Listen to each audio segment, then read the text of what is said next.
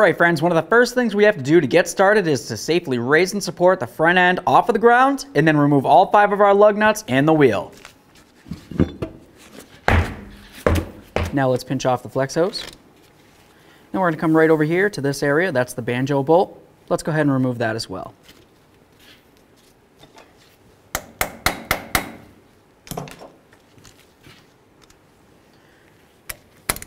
Fluid might come out of this, so make sure you have hand and eye protection, and of course have a collection bucket.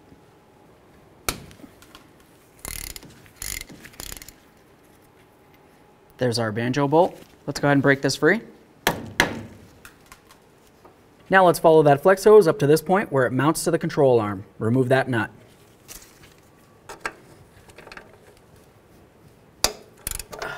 Alright, well that bolt broke, that's fine. Let's go ahead and get this out of there. Keep following the flex hose up to where it connects onto your brake line. Obviously, you're going to want to spray this with some penetrant. You want to be very careful not to damage your brake line. Let's go ahead and remove this. Just going to work it back and forth, break it free.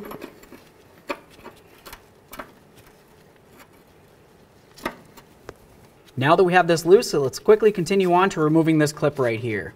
I'm just going to take my flat screwdriver, come right in behind it and up against the flex hose and pry it away.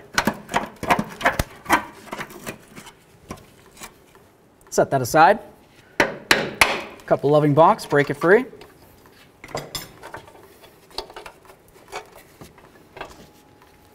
There it is, friends. Now let's put our hose pliers on our new flex hose. Put it up and through here, and then up and into its housing. Let's go ahead and get that up and in there. We'll start in our brake line here. Now that we have this up and on here, let's put our clip back on. You're going to notice one side has little flippy-doos. Those are going to be facing up towards the brake line. Slide this in.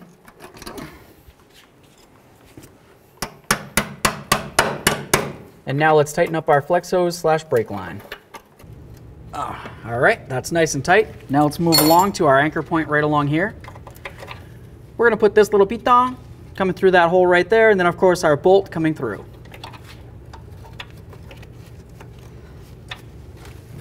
That lined up. Now let's take our bolt, put it through, and then of course put the nut on and tighten it up.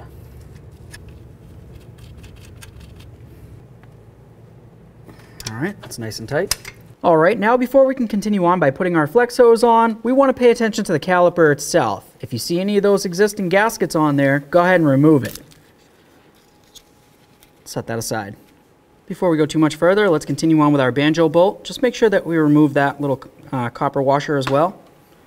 After that, let's go ahead and clean this down with some parts cleaner and get ready to install it. Now let's take one of our new crush gaskets, slide it right onto that banjo bolt.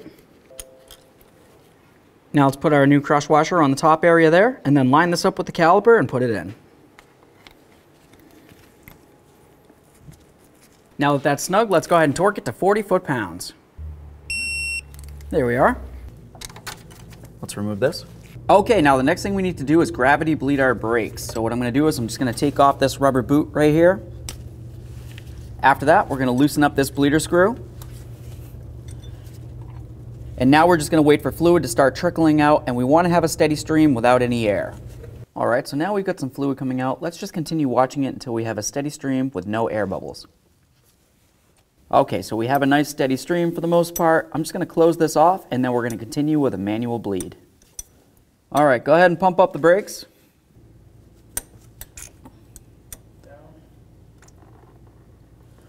So we can see we have a lot of air coming out of the bleeder screw here. I'm just going to go ahead and close this. We'll pump it again.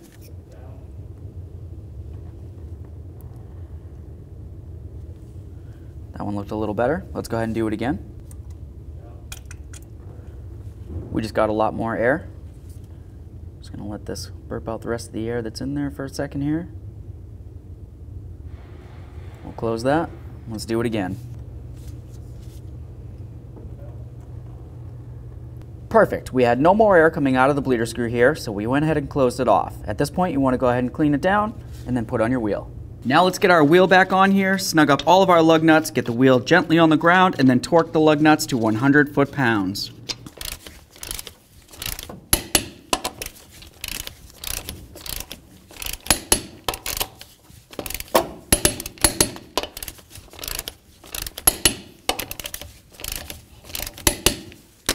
torqued. Okay, now what we have to do is go ahead and check our master cylinder. We want to ensure that the brake fluid's full. If it isn't, top it off with .3 brake fluid.